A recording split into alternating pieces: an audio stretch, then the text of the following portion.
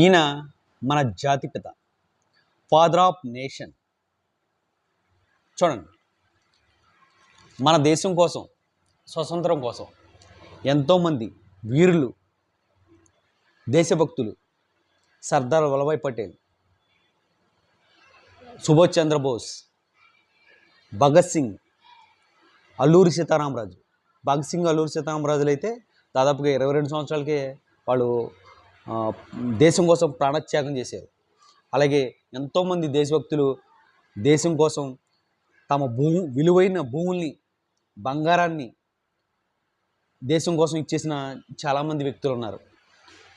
దేశం కోసం ప్రాణం సైతం ఇచ్చేసిన ఉన్నారు.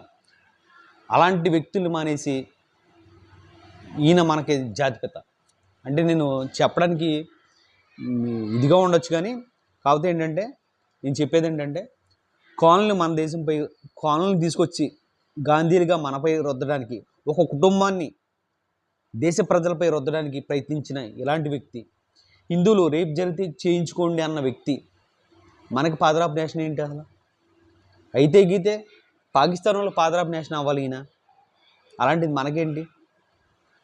మనకి విదేశాల నుంచి వచ్చిన వ్యక్తి అప్పటికప్పుడు మన దేశంపై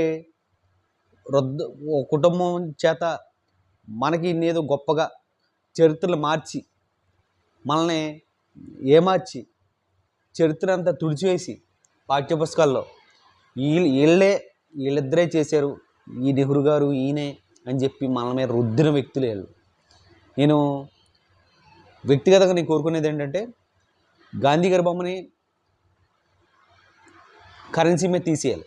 దేశం కోసం ఎవరైతే ప్రాణం త్యాగం చేశారో అలాంటి వ్యక్తుల్ని, దేశం కోసం పోరాడిన వ్యక్తుల్ని తీసుకొచ్చి మన కరెన్సీ మీద పెట్టాలని నేను కోరుకుంటున్నాను.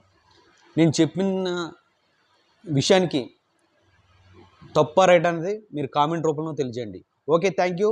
మీ రాజారావు పోతిరెడ్డి, తాడేపల్లిగూడెం.